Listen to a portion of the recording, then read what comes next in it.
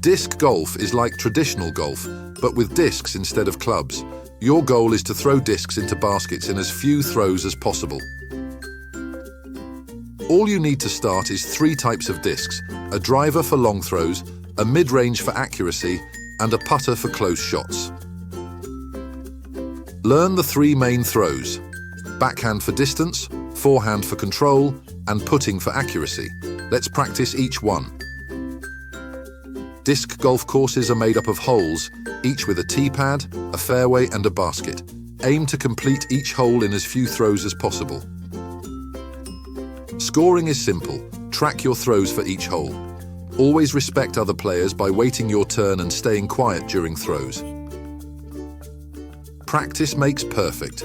Focus on improving your throw consistency and learning how your discs fly in different conditions. Now you know the basics of disc golf. Get out there, enjoy the game, and see how much fun you can have with this amazing sport.